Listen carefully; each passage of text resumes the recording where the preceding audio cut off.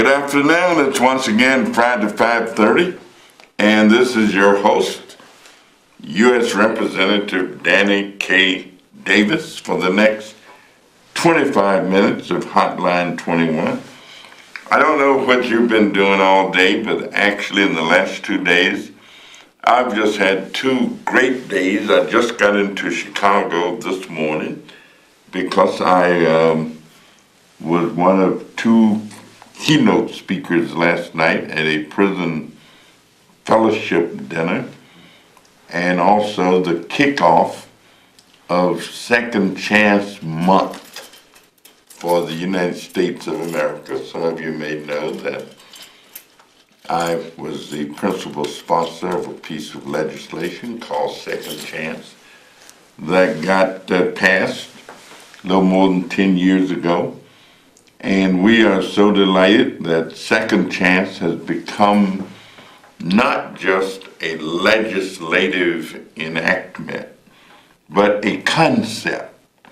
And people all over the United States of America are talking with, dealing with, establishing programs, setting up activity called Second Chance.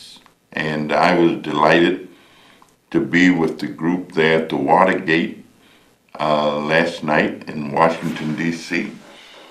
Senator Langford from Oklahoma and I were the 2 featured speakers, and we all, I think, had a wonderful time.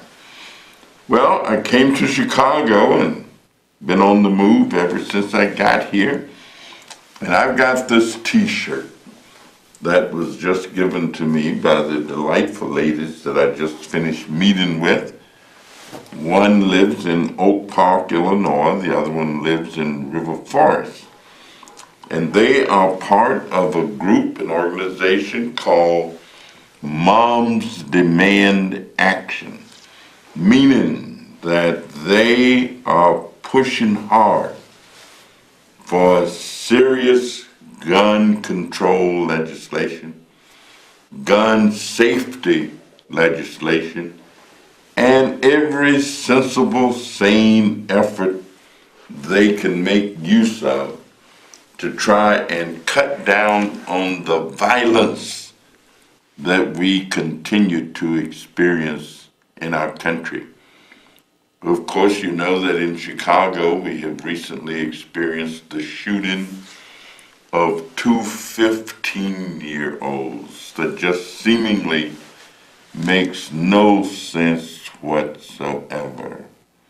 And it brought back memories for me because my grandson was 15 when he was shot and killed for no particular real reason at all. So we got to keep working on it. We got to keep working on gun violence. We got to keep working on trying to figure out how do we make our homes more secure. I got 2 little brochures here that the ladies gave me. This came from the Gun Violence Survivors Network, and this effort connects survivors. And there are people who kind of get rid of grief and learn to handle grief a certain way if they become a part of it. So if you've had some experiences and would like to connect with others, then join up. I'm going to have them on my show as soon as we can arrange it. And all of us can join the campaign to reduce child gun deaths. So I want to thank them, and I look forward to continuing to work with them to make gun safety, to reduce gun violence, and to, in an overall sense, reduce violence. But we can't stray too far. Today is the last show that we're going to have before the election for mayor of the city of Chicago takes place.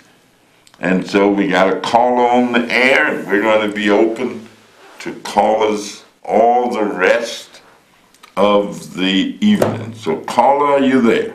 Yeah, how you doing, Connie Davis? I am good, James. How are you? Yeah, I was gonna say last week, you you doing a good job at Operation Push, and when you had it, everything's still coming out with God. God is trying to show you everything's still coming out, and you did a good job at Operation Push with Justin Millett now, and Jackie Jackson, and last week. And I was trying to call. I called in, but I couldn't get through. But I was gonna tell you did a good job at the downtown with the protest. Oh yes, yeah. Yeah, your two guests on, and God's still helping you out. Yes, sir. Let me tell you. Well, you are as engaged as you can be. You keep up with everything that's going on in town. And then some of the other, like Donald Trump, he ain't doing no good. God need to touch him. But I don't think, because if he keep on doing what he's doing, God might end up not showing him either. Well, I think the good Lord is going to handle it. He works in mysterious ways, his wonders to behold, and we are the benefactors of that wonder all the time. But I am just so pleased, James, that you keep up with everything that seemingly is going on in this town. And so it's a pleasure to know you, to hear you, and to know that whatever happens, you're watching it. And then when you going to have another event? Oh, we're getting ready. We're going to be planning something for Second Chance Month. Okay, April is Second Chance Month, and we're going to have 2 or 3 events during the month of April. I'll announce them next week. Okay, y'all have a good weekend, Connie Davis. Okay, you too. All right. Thank you so much, and of course, we are open for calls. And in particular, we want to talk a little bit about the election Tuesday. Hey, have you already voted? If you have not voted, are you going to vote? Are you making sure that you got your voting card and everything in place so that by Tuesday, you know when you're going to do it, where you're going to do it, how you're going to do it? I think I may do it Monday. I may do it Sunday. I may do it. It's got to be a time for me to do it. I had intended to do it today, but I didn't get around to it today.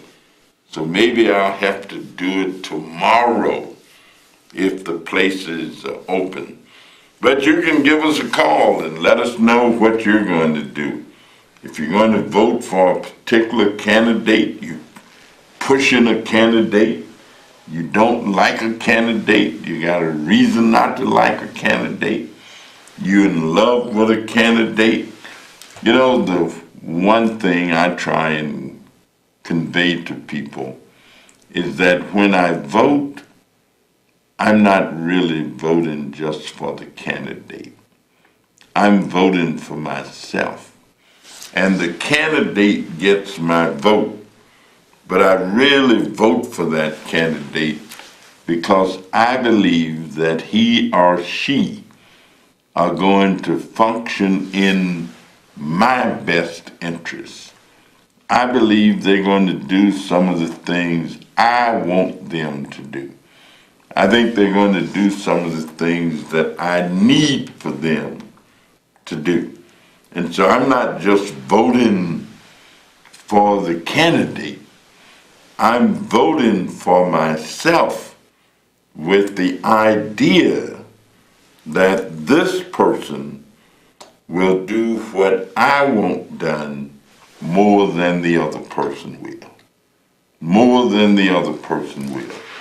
And that's the true essence of voting. It's something called self-interest. And self-interest does not necessarily have to mean self-serving. Self-interest is interest in what you want the world to be like, what you want Chicago to be like, what you want your neighborhood to be like. And you believe, hopefully you believe, that one of these two ladies running for mayor is going to do what you would do if you had the chance to do it. And that becomes the person that you will vote for. And you'll feel good about it. And you will know that you have promoted your interests, your self-interest. You've done something. So if you want to give us a call, go right ahead, 312-738-1060. And we'd be delighted to hear your comment. We'd be delighted to know what you are projecting. And so we just want to thank you in advance for lighting up the phone and telling us what's on your mind and letting us know what you think we need to be doing on Tuesday, April the 2nd. We can't stick at that April the 1st because April the 1st is April Fool's Day. We don't want no fooling. We want the real deal. We want April the 2nd, which is the day that we're going to march to the polls like Johnny going north. And we're going to go in there and cast our vote, and we're going to vote one of these ladies into public office. And then we're going to be watching them and trying to see what it is that they are doing, whether they're doing what we expected them to do, whether they're doing what they told us they were going to do. And of course, if they don't, at the end of 4 years, we get ourselves another mayor. And there will always be mayors and mayors and mayors. I used to have this gentleman who worked in the first office that I was ever in charge of running. His name was Manuel. And so I'd be in there late after everybody else is gone, trying to do some work. Manuel would come in to clean up the office, and he'd stop by my desk and say, "Mr. Dave?" I said, "Yeah, Manuel, how you doing?" He'd say, "Heap sees, but a mighty few knows. Heap comes, but a mighty few goes." Then he would say, "Who will be the last man?" There will be no last man. The world will go on and on and on. And I think Manuel had something. So this won't be the last election for mayor. And so once we elect a person, we look forward to them doing what they said they would do, and doing what we hope they're going to do, and doing what we're going to watch them so we can see what they do. And then if they don't, there will be another election. And like Manuel say, the city of Chicago will go on and on and on. I also say to those individuals with whom I interact that the election is not the end. That the election is simply putting someone in place, charged with the responsibility to not just conserve the city of Chicago, but to make it better, make it greater, make it more encompassing, make it more open, establish it in such a way that more people will benefit from the goodness it has to offer. More people will benefit from the resources. More people will be able to get a job, to work. You know, I mentioned last night that there was a fellow named Thomas Wolfe who said that to every man his chance, his golden opportunity. But of course, if he was alive today, he'd say to every man, to every woman, their chance, their golden opportunity to become whatever it is that their manhood, womanhood, talent, ambition, and hard work combines to make them.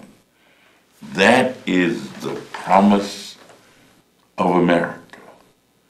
And so we hope that all of us are engaged in efforts to help America become the America that has never been, and yet the America we all know must be.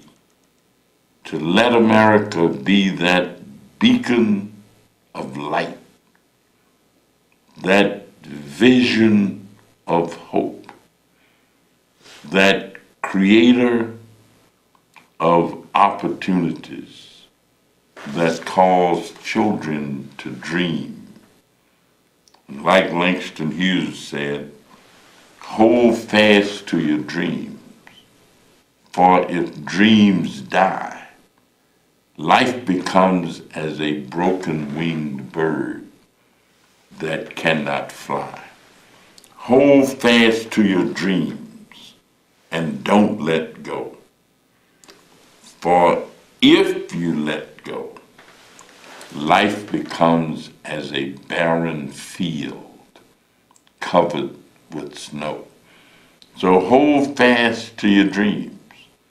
And then as you dream, know that the reality of dreams occurs when you put your hard work, put everything that you have learned, everything that you have hoped for, put all of that together, and then go out and make it happen.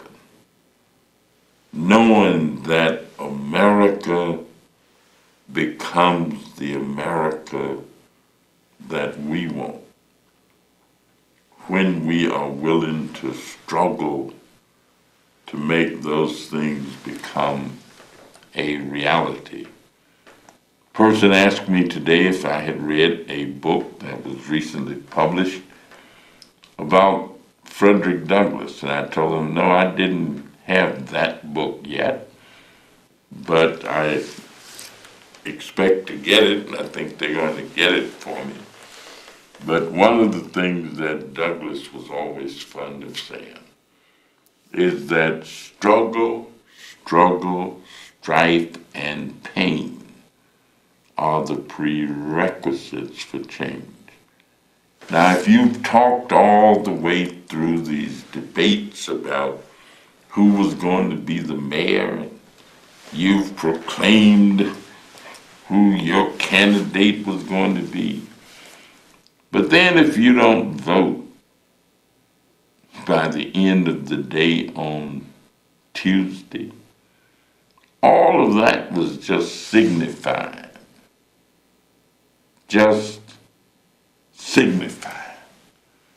meaning nothing. Not worth, as my mother sometimes used to say, the powder and the lead that it would take to blow somebody's brains out. Caller, you've got just a little bit of time, so go right ahead. Congressman, how are you? I'm good. How you doing? I'm doing great. This is McAfee's brother, Ziff. Yes, sir. How you doing? I'm doing great. Congressman, I'm hoping, and this is where we're going to take your lead, that this election won't divide us, Congressman. I'm really concerned about that. And I'm concerned about this Kim Fox and what is happening with her. So I want to listen to what you say, because I want to hear, but I'm concerned about us being divided after this election, Congressman. Well, let me just say this. Sometimes people make decisions and they stand on the decisions that they make, and they believe the truth of what they are doing. Now, I don't know if I'd have made the same decision or not, but I know that I believe that Kim Fox is a person of great integrity. Yes. That she is honest. Mm-hmm. She's forthright. And I don't know how this situation, but I know that I asked her about something one time. And she says, go see my people who deal with that. And she didn't even give me an answer or a response. So I don't know how this is going to come out, but I do know that I believe in Kim Fox, and I support Kim Fox, and I'm going to keep on supporting her. Let me try to get this caller. Caller? Thank you. Caller, go right ahead. First, yes, Congressman Davis, first of all, keep on doing what you're doing. It's such a joy to see you every week and to know that you're working on our behalf. But let's get back to the voting. It's so important that we get out. The percentage that happened last time was just disgraceful. If only we knew the history that the ancestors went through for us to have this right. We should all vote. I early vote all the time. So my mind is set, and I know. And I support you also with Kim Fox.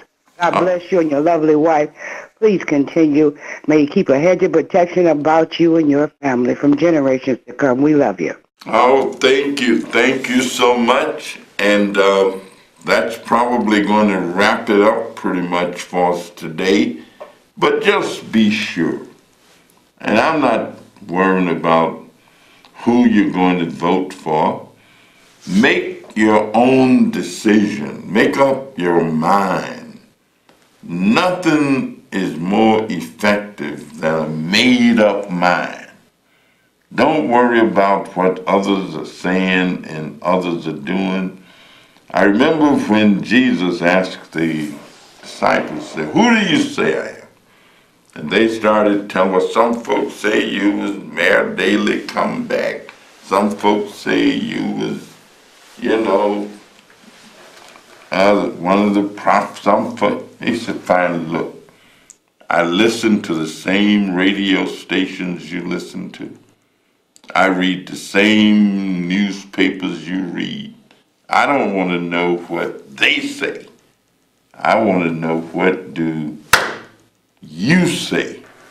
Make up your own mind, make your own decisions, and life is going to be just great. Right on. See you next week.